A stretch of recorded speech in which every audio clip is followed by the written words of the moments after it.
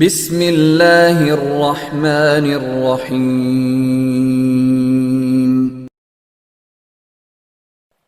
شیطان کا وسوسہ، پتہ نہیں قبول ہوگی یا نہیں۔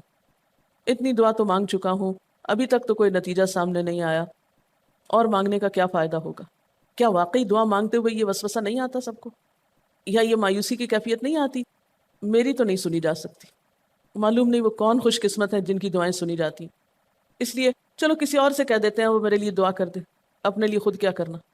تو شیطان ہمیشہ دعا مانگنے کے عمل میں رخنا ڈالتا ہے، خلل پیدا کرتا ہے، کیونکہ دعا ایک ایسا عمل ہے جو اللہ اور بندے کے درمیان ایک محبت کا تعلق پیدا کرتا ہے، ایک اپنائیت کا تعلق پیدا کرتا ہے، ایک تقرب کا تعلق پیدا کرتا ہے۔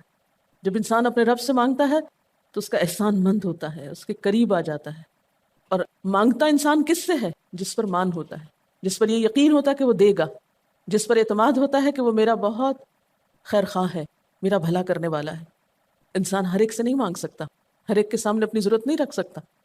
تو اگر دیکھا جائے تو ایک اللہ کی ذات ایسی ہے کہ جس سے یہ ساری توقعات پوری ہو سکتی، اللہ کے سوا کوئی نہیں کہ جو انسان کے ساتھ ایسا معاملہ کر سکے۔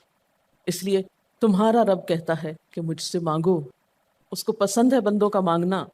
اچھا، یہ جو دعا ہے اس میں صرف کسی چیز کا براہ راست نام لے کر مانگنا ہی شامل نہیں، یعنی مانگنے کے طریقوں میں صرف ایسا ہی نہیں کہ ہم کہ یا اللہ فلاں چیز مجھ کو دے دے۔ اس کے کئی انداز ہو سکتے ہیں۔ ایک تو یہی براہ راست کسی خاص چیز کا سوال کرنا، یہ بھی بہت اچھا ہے۔ بندوں سے سوال کرنا برا ہے، لیکن اللہ تعالیٰ سے سوال کرنا تو عبادت کا درجہ رکھتا ہے۔ یعنی کتنا پیار آتا ہے نا اللہ تعالیٰ پہ کہ ضرورت ہماری ہے اور ہمارے اس مانگنے کے عمل کو بھی عبادت کہہ رہے ہیں، کیونکہ ایک تعلق ہے نا، وہ وقت اس کی یاد میں گزرتا ہے، اس کی طرف متوجہ ہو کر گزرتا ہے، اس لیے وہ وقت بھی عبادت بن جاتا ہے، وہ عمل بھی عبادت ہو جاتا ہے۔ تو ایک تو یہ کہ جیسے ہم سوال کرتے ہیں اللہم انی اسألک کہہ کے دعا مانگتے ہیں، یہ جتنی مسنون دعا میں آپ نے دیکھا ہوگا اسألک برابر سوال کا لفظ ہے۔ لیکن کچھ دعائیں ایسی ہوتی ہیں جس میں سوال نہیں کیا جاتا، صرف اللہ تعالیٰ کی حمد و ثنا کر دی جاتی ہے۔ جیسے حضرت ایوب علیہ السلام نے کہا تھا انی مسنی الضر وانت ارحم الراحمین، یہ بھی دعا کا ایک انداز ہے۔ مانگا کچھ بھی نہیں، بس اپنی تکلیف کا اظہار کر دیا اور اللہ تعالیٰ کی حمد و ثنا کر دی، مجھے تکلیف پہنچی ہے اور آپ سب سے بڑھ کے رحم فرمانے والے ہیں۔ یہ بھی نہیں کہا آپ رحم فرمائیے، کہا آپ تو سب سے بڑھ کے رحیم ہیں اور میری تکلیف آپ جانتے ہیں۔ یہ بھی ایک سٹائل ہے۔ اسی طرح کوئی ذکر کر دینا، مثلا استغفار پڑھنا۔ اب استغفار پڑھنے والے کے لیے کتنی خوشخبریاں ہیں کہ اس کا ہر مسئلہ آسان ہو سکتا ہے اس کی وجہ سے۔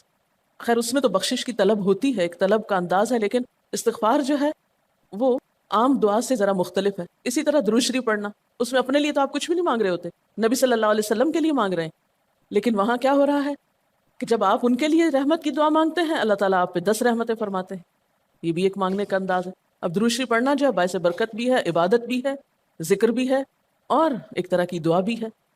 اسی طرح بعض اذکار کے آپ نے کتنے فائدے دیکھیں، صبح شام کی دعاؤں میں آپ دیکھیے، آپ پڑھتے ہیں بسم اللہ الذی لا یضر مع اسمہ شیء فی الارض ولا فی السماء وهو السمیع العلیم۔ یہ صرف ذکر ہے، اس میں آپ مانگ تو کچھ نہیں رہے، لیکن کتنی فضیلت ہے اس کی کہ جو شخص یہ دعا پڑھے گا اس کو کوئی چیز نقصان نہیں دے گی۔ اس میں آپ یہ نہیں کہہ رہے کہ یا اللہ میں تجھ سے سوال کرتا ہوں کہ ہر نقصان دہ چیز کو مجھ سے دور کر دے، نہیں۔ پھر اسی طرح اللہ تعالیٰ کی حمد و ثنا کے جو کلمات ہیں، مثلا لا الہ الا اللہ وحدہ لا شریک لہ لہ الملک ولہ الحمد وہو علی کل شیء قدیر۔ عرفات کی حدیث میں آتا ہے کہ آپ نے فرمایا کہ عرفات میں میری دعا اور مجھ سے پہلے انبیاء کی دعا یہ کلمہ ہے، یہ لا الہ الا اللہ۔ اب اگر دیکھا جائے تو اس سے تو کوئی دعا کی بات نہیں، یہ تو صرف اللہ کا ذکر ہے۔ تو یہ بھی مانگنے کا ایک طریقہ ہے، مانگے کچھ نہیں، بس صرف ذکر کرتے رہیں اس کا بیٹھ کے۔